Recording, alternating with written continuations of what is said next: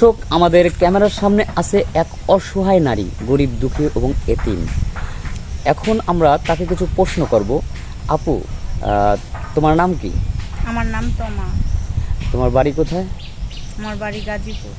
আচ্ছা, হঠাৎ করে আমাদের ক্যামেরার সামনে আসার কারণটা জানতে পারি? আমি ক্যামেরার সামনে আসছি এজন্য আমি গরিব, এতিম, অসহায় একটা মেয়ে। আমার বাবা খুবই গরিব, যৌতুকের জন্য আমাকে বিয়ে দিতে পারছেন না।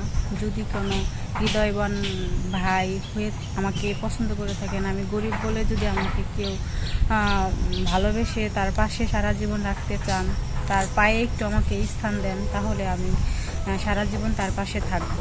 এজন্য আমি আসছি। ও, মানে আপনি আসছেন যে যৌতুকের কারণে আপনার বাবা আপনাকে বিয়ে দিতে পারছে না। যদি কোনো ব্যক্তি, হৃদয়বান ব্যক্তি যদি আপনাকে বিয়ে করে যৌতুক ছাড়া, তাহলে আপনি মানে বিয়ে করতে রাজি? হ্যাঁ। আচ্ছা, এমনও হতে পারে যে কোনো প্রবাসী ভাই হয়তো বয়স একটু বেশি, এখন আপনাকে বিয়ে করতে চায়, আপনি কি তাকে বিয়ে করবেন? আসলে ভাইয়া, বয়স তো কোনো ব্যাপার না। আসলে মানুষটা সঠিক কিনা, সে একটা সুন্দর, তার মনটা কিনা, তার বুকে আমাকে স্থান দিবে কিনা, এজন্য এরকম একটা মানুষ আমি চাই। আমার কাছে বয়স কোনো ব্যাপার না। বয়স কোনো ব্যাপার না, শুধুমাত্র আপনার দায়িত্বটা নিতে পারলে এবং আপনাকে সুখে রাখতে পারলেই আপনি তাকে বিয়ে করবেন।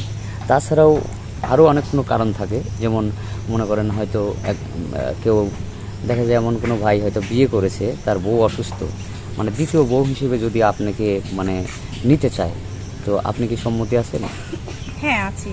যদি ফ্যামিলি এভাবে আমাকে অ্যাকসেপ্ট করে, আমি গরিব বলে যদি আমাকে কেউ ভালোবেসে তাদের পাশে রাখে, আমি থাকবো। আচ্ছা আচ্ছা, মনে করেন আপনি ওই সিঙ্গেল ফ্যামিলি পছন্দ করেন না যৌথ ফ্যামিলি আমি পছন্দ যৌথ করেন? ফ্যামিলি পছন্দ করি। কারণটা কি? অনেকেই তো সিঙ্গেল ফ্যামিলি পছন্দ করে না, স্বামী সন্তান নিয়ে সে। সবার ভালোবাসাটাই সব থেকে বেশি। একজনের ভালোবাসায় আমি সুখী হব না, আমি ফ্যামিলির সবাইকে নিয়ে সুখী থাকতে চাই।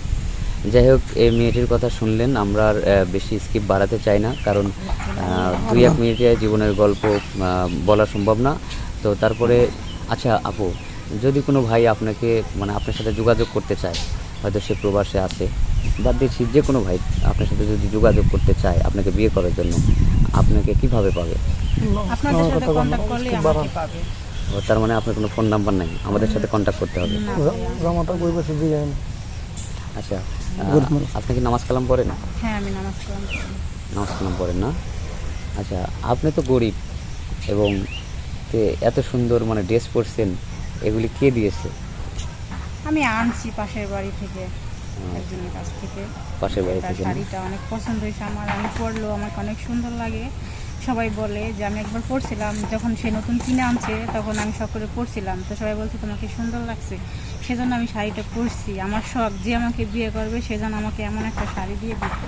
এটা আপনার ইচ্ছা? জি। যাই হোক, আপনার মনের আশা যে আল্লাহ যেন পূরণ করে, এবং এমন কোনো ভাই যাতে আপনার জীবনে আসে, যাতে আপনার মনের আশা পূরণ হয়, এই দোয়াই করি। আর আমরা আর বেশি স্কিপ বাড়াবো না।